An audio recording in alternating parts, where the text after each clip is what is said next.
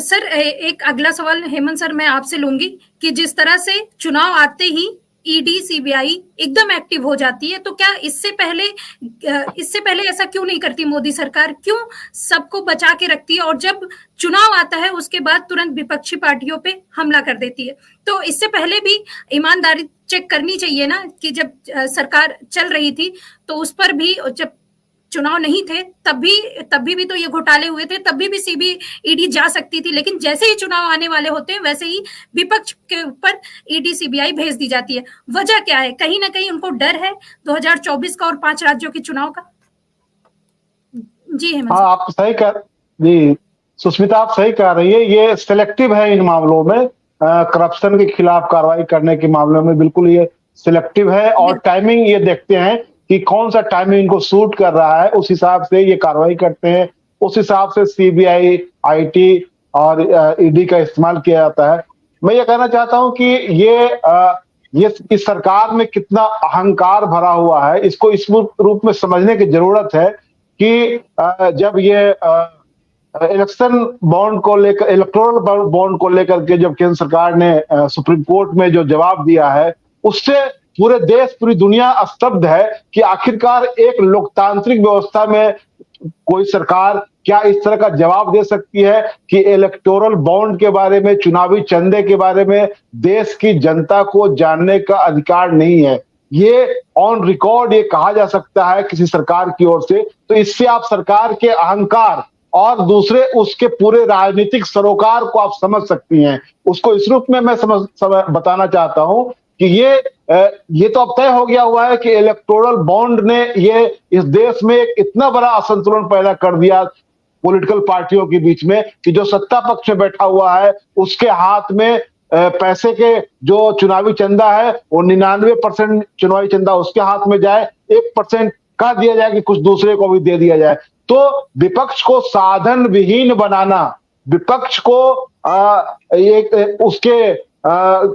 उसको एक तरह से पूरे पब्लिक में उसको ये कर देना, उसको अपमानित कर देना, उसको बता देना कि नहीं ये इनके साथ कोई भरोसा नहीं है, ये भरोसेमंद लायक लोग नहीं है, ये देश विरोधी लोग हैं, ये करप्ट लोग हैं। तो उनकी विश्वसनीयता पर सवाल खड़ा कर देना, उनको साधनहीन बना देना, ये पूरी इनकी आइडियोलॉजी है और उसी पर ये चल रहे हैं। अरविंद केजरीवाल का जो मामला है उसमें सही बात है कि अरविंद केजरीवाल जी आज तक उनके फायदे के लिए ही काम करते रहे और अरविंद केजरीवाल जी की जो पूरी वैचारिकी है, जो लोग उनके साथ हैं, वो पूरा हिंदुत्व के बिल्कुल करीब उनकी वैचारिकी है। ये जो अनिल सर कह रहे थे कि वो आरएसएस के बिल्कुल करीब है, तो वो अपने पूरे कामों से उन्होंने बता दिया हुआ है। शाहीन बाग आंदोलन में तो वो उन्होंने जो कुछ किया और खास करके जो कोरोना के काल में जो उन्होंने किया, तो उन्होंने ऐसा किया कि जो दिल्ली दंगों के दौरान जो कुछ सरकार कर रही थी तो उन्होंने चुप लगा लिया, सरकार में रहते हुए भी उन्होंने एक लाइन कुछ नहीं कहा।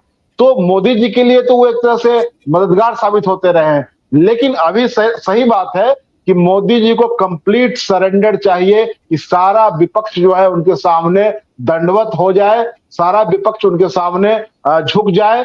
तो इस दिशा में वो बढ़ रहे हैं। यही वजह है कि वो आप जहां भी राजस्थान में आपने सब जगह छापे मरवाए, मध्य प्रदेश में तो उन्होंने शिवराज के करीबी लोगों के यहाँ छापे मरवाए, इसलिए कि शिवराज उनको पसंद नहीं है। तो अपने लोगों पर भी कार्रवाई करवा रहे हैं। अपने लोग कहने का मतलब कि उनकी पार्टी में जो लोग हैं उनके खिलाफ भी, जिनको वो नापसंद करते हैं, दूसरी ओर विपक्ष के जो लोग हैं उनके खिलाफ भी कार्रवाई करवा रहे हैं।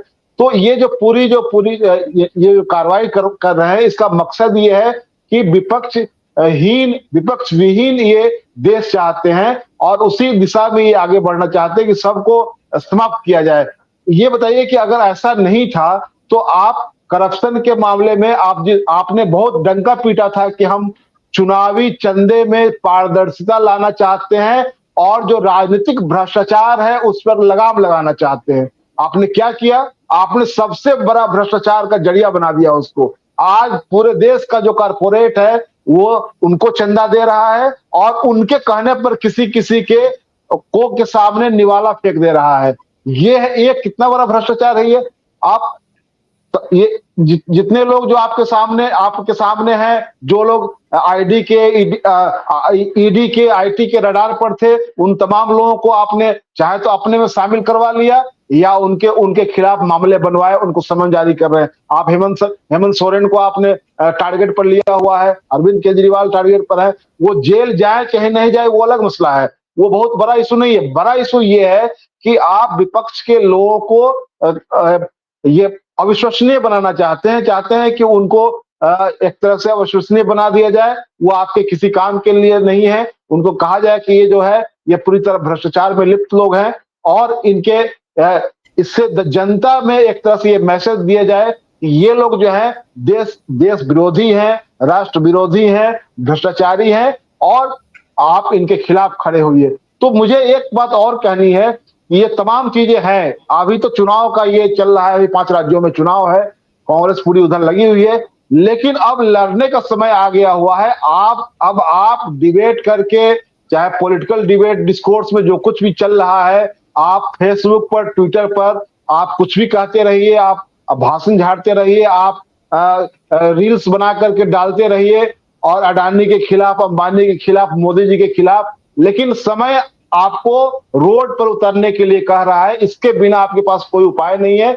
और एक समय अरविंद केजरीवाल जो एक तरह से ये ऐसा समझते थे, अपने आप को सुपर ह्यूमन समझते थे, उनको लगता था कि राजनीति में आए हैं वो तो राजनीति को पूरा पाक साफ बना देंगे, बाकी तमाम लोग चोर हैं। तो आज उनको ये पता चल गया होगा कि ये राजनीति की जो पिच है उस पर कैसे चला जाता है, उस पर कैसे संतुलन बनाया जाता है।